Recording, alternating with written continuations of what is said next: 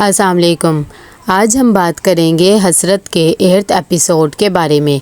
तो वीडियो शुरू करने से पहले हमारे चैनल को सब्सक्राइब कर लीजिए अगर अभी तक आपने नहीं किया, ताकि हमारी हर न्यू वीडियो आप तक पहुंच सके।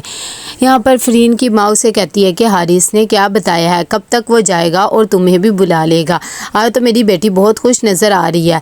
इतनी देर में फरीन कहती है शुक्र है आपको मेरी खुशी का भी एहसास हुआ। हारिस कह रहा था 4-6 महीने तक मैं तुम्हें बुला लूँगा। अब ज़ाहिरी बात है जाते ही तो नहीं बुला सकता, थोड़ा सा सेट होगा फिर ही बुलाएगा। हादिया आती है और फिर से सनाया से बदतमीज़ी करने लग जाती है और कहती है कि मैं तो वापस जा रही हूँ, मेरी सास की तबीयत ठीक नहीं है, लेकिन आपने तो अपनी सास को बस ऐसे ही छोड़ देना है। ये बात सुनकर सनाया को गुस्सा सा आ जाता है और कहती है कि तुम्हें अपने ससुराल के मामलात ही देखने चाहिए और मायके की फ़िक्र छोड़ देनी चाहिए अगर तुम खुश रहना चाहती हो।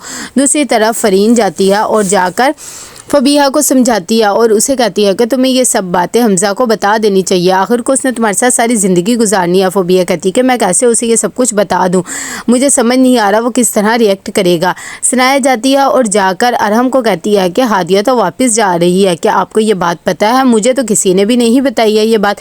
अरहम कहता है कि हाँ, उसकी सास की तबीयत ठीक नहीं है इसीलिए वो वापस जा रही है, मेरे साथ ही जाएगी, मैं ऑफिस जाता हुआ उसे ड्रॉप कर दूंगा। ये बात सुनकर सनाया भी खामोश हो जाती है और कहती है कि चलो ठीक है। फबीहा जब हमज़ा से मिलने जाती है तो हमज़ा उसे समझाता है और कहता है कि तुम्हें टेंशन लेने की बिल्कुल भी ज़रूरत नहीं है, जब तक मैं तुम्हारे साथ हूँ सब कुछ ठीक ही होता रहेगा। फबीहा उसे अपनी परेशानी शेयर करती है और कहती है कि हारून मुझे बहुत ज़्यादा तंग कर रहा है और अपने पैसों का मुतालबा कर रहा है। कि इतनी देर में वो हारून को फ़ोन करता है तो हारून समझता है कि फबीहा है। जैसे ही उसे पता लगता है कि हमज़ा, तो कहता है कि भाई मुझे तो मेरे पैसे चाहिए और वैसे भी अगर तुम पैसे नहीं दे सकते तो फबीहा को मुझे दे दो। ये बात सुनकर हमज़ा को और गुस्सा आ जाता है और कहता है कि उस पर अपनी गंदी नज़र रखने की ज़रूरत नहीं है, फबीहा सिर्फ़ और सिर्फ मेरी है, ये बात अपने दिमाग में बैठा के रख लो। जैसे फ़ोन बंद करता है तो वो फबीहा को भी समझाता है और उसे कहता है कि इंशाल्लाह सब कुछ ठीक हो जाएगा, तुम्हें भी परेशान होने की ज़रूरत नहीं है जब तक मैं तुम्हारे साथ हूँ। यहाँ पर हमज़ा अपने घर आता है तो उसकी अम्मी कहती है कि मैं काफ़ी दिनों से देख रही हूँ तुम बहुत ज़्यादा परेशान नज़र आ रहे हो, खैर तो है? कि इतनी देर में उसकी बहन हानिया कहती है कि बस भाभी की टेंशन है इन्हें, ज़ाहिर बात है इतनी मार जो पड़ती है, अब क्या कर सकते हैं, कोई बात नहीं भाई। ये बात सुनकर उसकी अम्मी उसकी बहन को ही डांटती है और कहती है कि हानिया आपका बड़ा भाई है, इस तरह की बातें नहीं करते हैं। दूसरी तरफ हमज़ा अपने कमरे में चला जाता है लेकिन उसके दिमाग में वही बातें गूंज रही होती है, उसे समझ नहीं आता है कि अब वो क्या करे क्योंकि वो फबीहा को भी परेशान नहीं देख सकता। फरीन यहाँ पर फबीहा से बात करती है और उसे कहती है कि तुमने हमज़ा को सारी सच्चाई बताई है या नहीं बताई है, वैसे भी इतने ज़्यादा पैसों का बंदोबस्त तुम नहीं कर सकती। ये बात सुनकर फबीहा कहती है कि हाँ मैंने उनसे बात तो करी है, लेकिन मैं किस तरह उसे पैसों का कह दूँ, मैं कोई जॉब देख रही हूँ ताकि मुझे मिल जाए और मैं ये पैसा खुद ही उतार दूँ। हमज़ा बहुत बेचैन हो जाता है, वो आधी रात को फबीहा को कॉल करता है लेकिन फबीहा आगे से कॉल ही रिसीव नहीं करती है। फबीहा यहाँ पर अपनी बहन को कहती है कि मैं इससे कोई भी बात नहीं करना चाहती हूँ अभी, और ना ही मैं इसे परेशान करना चाहती हूँ, मैं नहीं चाहती मेरी वजह से ये और परेशान हो।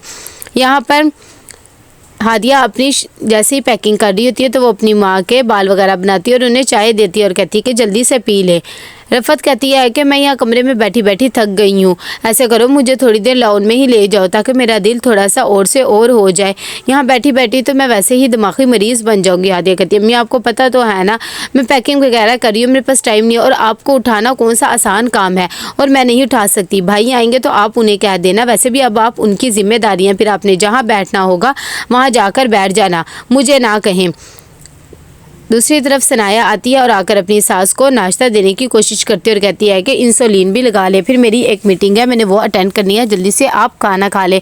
लेकिन रफ़त उसे मना कर देती है और कहती है कि मेरा दिल नहीं है, तुम्हें तो बस अपनी मीटिंग्स वगैरह कहीं पड़ी रहती है, बस यहाँ से चली जाओ।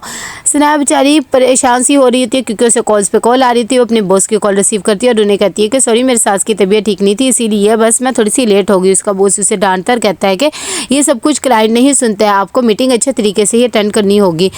तभी वो बहुत अच्छे तरीके से मीटिंग अटेंड करती है। यहाँ पर जब आसिया अपने बेटे को बता रही होती है कि स्नेहा का प्रमोशन हो गया है, चलो अल्लाह बेहतर करेगा, अब उसकी भी थोड़ी सी मुश्किलात और कम हो जाएंगी, लेकिन अब क्या करूँ मुझे तो उसकी फ़िक्र लगी हुई है। कितनी देर में जुनैद कहता है कि कोई बात नहीं है तो ज़िंदगी के साथ साथ ही होता है, कभी अच्छा टाइम आ जाता है तो कभी ऐसा टाइम भी आ जाता है। आसिया कहती है कि हाँ ये बात तो है, लेकिन अब उसके पास उसकी सास की जिम्मेदारी भी बढ़ गई है। किस तरह घर को मैनेज करेगी, अपनी सास को देखेगी, ऑफिस को मैनेज करेगी। सौम्या ये बात सुनती है तो कहती है कि अम्मी उसकी बेटी कहाँ गई है, उसे तो बहुत ज़्यादा हो रहा था कि मेरी माँ वैसी 4 दिन भी खिदमत नहीं कर सकी है। यहाँ पर हम बहुत ज़्यादा परेशान होता है क्योंकि सनाया फ़ोन नहीं उठा रही होती। उसने अपनी मम्मी की इंसुलिन का पूछना होता है। सनाया अपनी मीटिंग में बिज़ी होती है और उसे कुछ भी पता नहीं लगता है। फबिया घर पहुँचती है तो थोड़ी सी परेशान होती है। उसकी अम्मी कहती है कि सब ठीक तो है ना। फबिया कहती है कि हाँ सब ठीक है, आपको परेशान होने की ज़रूरत नहीं। यहाँ पर फ़रीन उसे कहती है कि क्या बात है, तुम इतनी परेशान क्यों हो? मैंने तुम्हें पहले भी कहा है कि तुम ये टेंशनें ना लो, तुम सब कुछ उसे जाके बता दो, फिर वो खुद ही देख लेगा। फबिया कहती है कि हाँ मैं उसे बता तो दूँ, लेकिन बस मैं ये सोच रही हूँ कि मुझे कोई अच्छी सी जॉब मिल जाए ताकि ये कर्ज़ा मैं खुद ही उतार सकूँ। हारिस फ़ोन करता है फ़रीन को और उसे कहता है कि अभी मेरे पास पैसे नहीं है, मैं तो जा रहा हूँ, मेरी कल की टिकट हो गई है, लेकिन अभी मैं तुम्हें कोई 6 महीने साल तक नहीं बुला सकता। ज़ाहिरी बात है जब मैं काम करने लग जाऊंगा फिर मेरे पास पैसे आएंगे, फिर ही तो तुम्हें बुलाऊंगा और इसके लिए मुझे कोई 1.5-2 लाख चाहिए। ये बात सुनकर फ़रीन की आंखों में आंसू आ जाते और कहती है कि मैं इतना टाइम कैसे तुम्हारे बगैर रह सकती हूँ, प्लीज़ कुछ ना कुछ करो और मुझे जल्द से जल्द बुलाने की कोशिश करो। यहाँ पर अरहम घर आता है तो उसकी अम्मी बेल्स पे बेल दे रही होती है तो कहता है कि क्या बात है अम्मी, सब ठीक तो है ना। रफ़त उसके सामने भी नाटक करने लग जाती है और कहती है कि मेरा इतना ज़्यादा दिल घबरा रहा था, सुबह से नाश्ता भी नहीं किया, इंसुलिन भी नहीं किसी ने लगाई है, इतनी तबीयत ख़राब हो रही थी, यहाँ तो किसी को भी मेरी फ़िक्र नहीं है। ये बात सुनकर अरहम को बहुत ज़्यादा गुस्सा आने लग जाता है। वो फ़ौरन सनाया को बुलाता है और उसे बातें सुनाने लग जाता है और कहता है कि तुम्हें ये बेल की आवाज़ नहीं आ रही थी, मेरी माँ कब से बेल का कह रही थी और सुबह से उन्होंने नाश्ता भी नहीं किया। ये बातें सुनकर सनाया एकदम हक्की बक्की रह जाती है और कहती है कि मुझे तो बेल की आवाज़ नहीं है, अगर आती तो मैं आ जाती ना। लेकिन अरहम जब गुस्से में होता है तो वो किसी की भी नहीं सुनता, वो उस पर भी बोलने लग जाता है और कहता है कि अब तुम मेरी माँ को झूठा करोगी, ये तुम्हें आवाज़ नहीं आ रही, अगर मुझे आ सकती है तो तुम्हें भी आती होगी ना, फ़ौरन इनके लिए खाना लेकर आओ। उसकी अम्मी कहती है कि अब कहाँ किसी को मेरी फ़िक्र है, मैं तो बोझ बन के रह गई हूँ, मेरा तो कोई करता ही नहीं है, पहले भी कोई इज्जत नहीं थी, अब तो बिल्कुल ही नहीं रही है। कि इतनी देर में वहाँ पर सनाया भी खड़ी होती है कि बच्चे भी आ जाते हैं।